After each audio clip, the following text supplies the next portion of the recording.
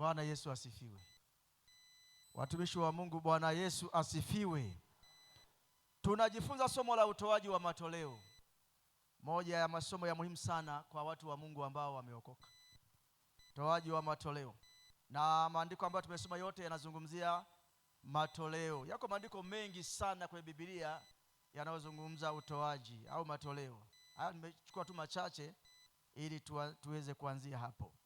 Sasa kwenye hili somo ambalo tulianza Jumatano, kwa wale ambao tulikuwepo, tulisema kwamba kwa nini tunataka kujifunza hili somo. Malengo ya kujifunza, niliainisha malengo 6 ambayo yanatufanya tujifunze hili somo. Kwanza, ili tuelewe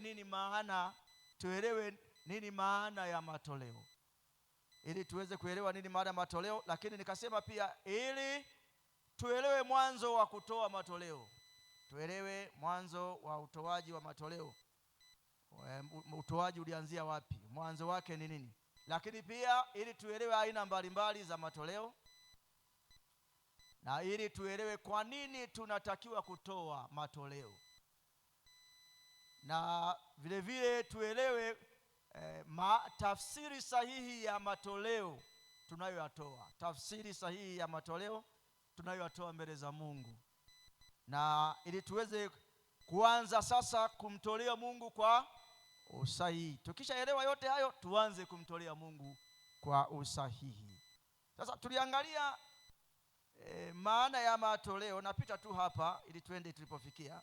Naweza wewe ambaye hukuwepo nikakuacha kwa sababu sitakaa sana huko. Maana matoleo, tukasema matoleo ni kitu au vitu vinavyotolewa mbele za Bwana. Tukasema inaweza kuwa ni fedha au pia ikawa sio fedha. Na tukasema ni tendo la kiroho. Utoaji ni tendo la kiroho, pamoja na kwamba tunafanya kwa mwili kwa nje, lakini ni tendo la kiroho linaloonyesha heshima mbele za Mungu, shukrani mbele za Mungu, ibada mbele za Mungu, kutambua, utii na kutafuta kibali mbele za Mungu. Ni tendo ambalo la kiroho linaonyesha heshima mbele za Mungu, shukrani, ibada, kutambua, utii na kutafuta kibali mbele za Mungu. Lakini pia tuliona kwamba utoaji ni tendo linalotoka kwa mwanadamu. Tunapozungumzia utoaji kwa maana ya kwetu sisi, ni tendo linalotoka kwa mwanadamu kumwelekea Mungu wa mbinguni. Utoaji ni tendo linalotoka kwa mwanadamu kumwelekea Mungu wa mbinguni. Sasa tuliangalia mwanzo wa matoleo, mwanzo wa utoaji au mwanzo wa kutoa matoleo. Utoaji wa matoleo tunauona tangu mwanzo kabisa, baada tu ya uumbaji wa mwanadamu, baada tu ya uumbaji wa Mungu. Mungu alipomaliza kuumba vitu vyote na akamuumba mwanadamu, pale tendo la utoaji lilianza pale. Sasa kuna sehemu kubwa mbili za utoaji ambazo tuliziangalia. Sehemu kubwa ya kwanza au sehemu kuu ya kwanza ya utoaji ni utoaji wa Mungu. Utoaji wa Mungu. Sasa Mungu ndiye mwanzilishi wa kutoa. Tuliona baada tu ya amemuumba mwanadamu, pale alimkabidhi vitu vyote alivyoviumba. Vitu vyote alivyoviumba akamwambia avimiliki na kuvitawala. Mungu alianza kutoa, alikabidhi vyote alivyoviumba akampa mwanadamu. Lakini baada tu ya anguko, tunaona tena Mungu anachinja mnyama.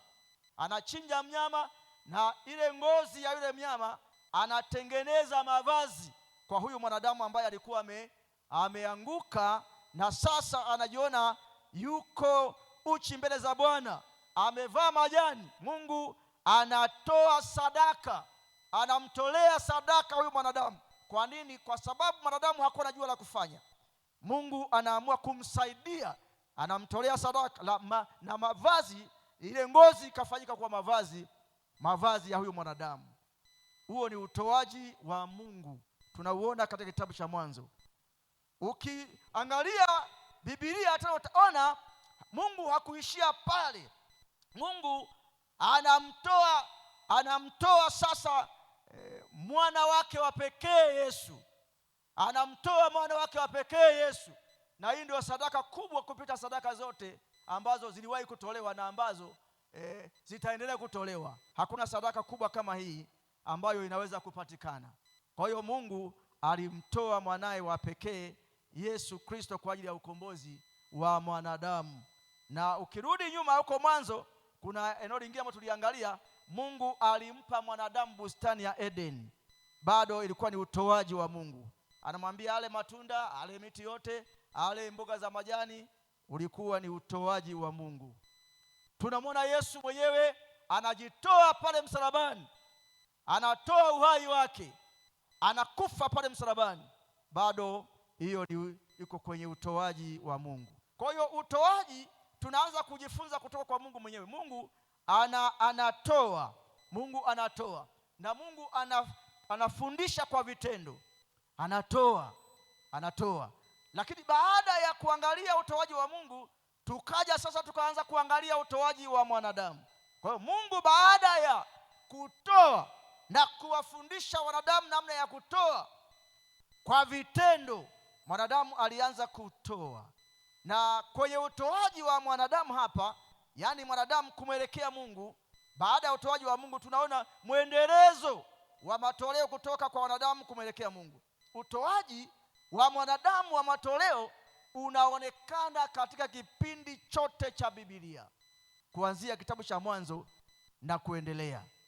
Utoaji wa mwanadamu kumwelekea Mungu unaonekana katika kipindi chote cha Biblia. Sasa tuliangalia kipindi cha Agano la Kale kabla ya sheria. Kipindi cha Agano la Kale kabla ya sheria, tunaona wanadamu wanamtolea Bwana. Tunaona utoaji wa Kaini na Habili. Tunaona utoaji wa Nuhu. Tunaona utoaji wa Ibrahimu.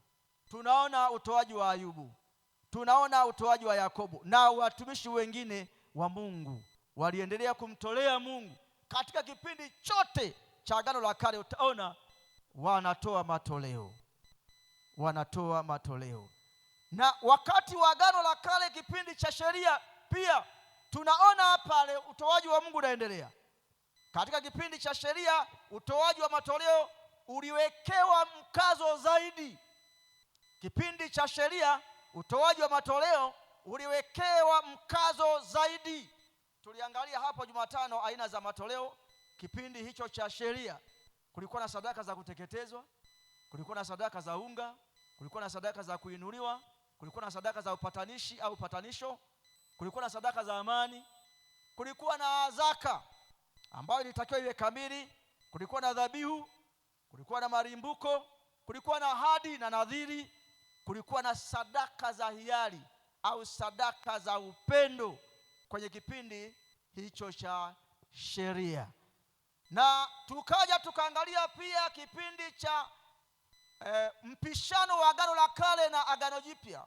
Wakati wa mpishano wa Agano la Kale na Agano Jipya, Agano Jipya linaingia, Agano la Kale linaondoka pale, tunaona utoaji ulikuwa unaendelea wakati Yesu akiwa duniani.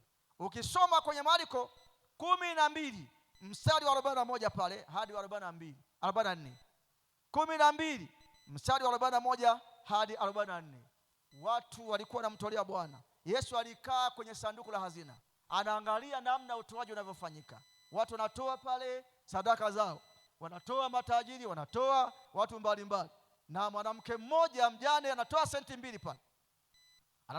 pale. Na ikaonekana huyu ametoa zaidi ya wengine wote. Yesu hakumaanisha kwamba watu watoe sadaka ndogo ndogo, hapana. Alimaanisha huyu mwanamke yeye alitoa, yani tuseme ni hazina yake yote aliyokuwa nayo. Kama ni benki, basi ametoa yote, akiwa hana tegemeo, akiwa hana tumaini jingine. Ina maana alitoa nyingi zaidi ya wale waliotoa, kwa sababu hao wengine walitoa, hizo zilionekana ni nyingi machoni pa watu, lakini ni sehemu ndogo sana ambayo ilikuwa haiwaumizi, haigusi chochote katika hazina zao. Kwa hiyo utoaji uliendelea kipindi hicho. Na kwenye kipindi cha mwanzo wa kanisa, ukisoma kwenye kitabu cha Matendo ya Mitume, utaona pia utoaji bado unaendelea. na utoaji uliendelea kipindi chote cha Agano Jipya, cha kanisa la mwanzo, hata hadi leo hii bado utoaji unaendelea. Jamani, Bwana Yesu asifiwe sana. Jamani, Bwana Yesu asifiwe sana. Tuliangalia hayo, nimeenda kwa haraka kwa sababu tuliangalia, nipitie angalau ujue tumetoka wapi ili tunaenda wapi. Sasa naomba tuanze sasa, tuangalie aina za matoleo au aina ya matoleo tunayotakiwa kuyatoa kwa leo kipindi hiki. Aina ya matoleo tunayotakiwa kumtolea Bwana kwa kipindi hiki cha leo. Matoleo aina ya kwanza ni zaka. Zaka au fungu la 10. Zaka pia inaitwa fungu la 10. Hii ni sehemu ya 10 ya mapato yetu katika kazi zetu tunazozifanya, katika mapato yetu inaitwa zaka au fungu la 10. Kwenye Malaki pale sura ya 3 mstari wa 7 hadi mstari wa 10. Ili andiko tunalifahamu, watu walisoma sana. Mungu anasema, leteni zaka kamili ghalani mwangu. Leteni zaka kamili. Leteni zaka kamili. Ile Malaki 3:7-10. Na ukisoma hapo mbele, anawalaumu watu wake wa kipindi kile. Anawaambia, mnaniibia. Wanamuuliza, tunakuibia nini? Anajibu kwamba mnaniibia zaka na dhabihu.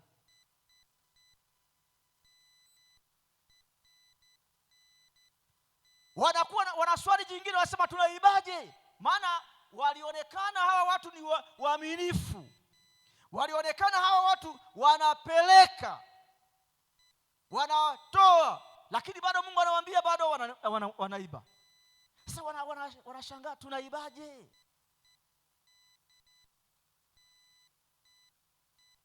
Lakini ukisoma hapo mbele hapo, anawaambia leteni zaka kamili. Maana yake hawa watu walikuwa wanatoa kweli, lakini walikuwa hawatoi kwa ukamilifu. Sio kwamba walikuwa hawatoi, ila walikuwa hawatoi kwa ukamilifu. Kwa hiyo Mungu anawaambia, kwa sababu hiyo basi naweza mimi nikamtolea Mungu kama ni zaka, ni sehemu ya 10, nisipotoa kwa ukamilifu, naonekana mbele za Mungu bado mimi namuibia Mungu. Japokuwa mbele ya macho ya watu wameona nimetoa. Kwenye kitabu kile cha wazee wa kanisa wameniandika nimetoa, lakini mbele ya macho ya Mungu ananiona mimi ni mwizi. Kwa nini? Zaka yangu sikuitoa kwa ukamilifu.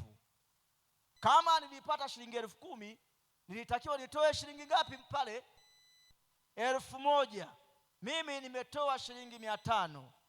Nimepeleka ni zaka na nimeandikwa na nimeombewa, lakini Mungu anaangalia kwamba mimi sijamtolea Mungu kwa ukamilifu.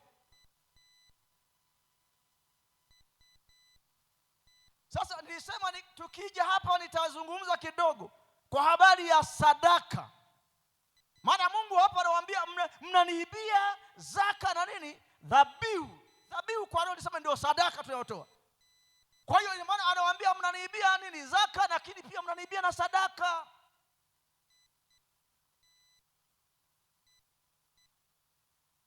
Sasa zaka, mtu anaposhindwa kutoa zaka inaeleweka. Mimi nikishindwa kutoa zaka naelewa kabisa kwamba hapa sijatoa, naelewa. Kwa nini? Imewekewa kanuni maalum. Zaka imewekewa kanuni maalum, lakini sadaka haijawekewa kanuni maalum.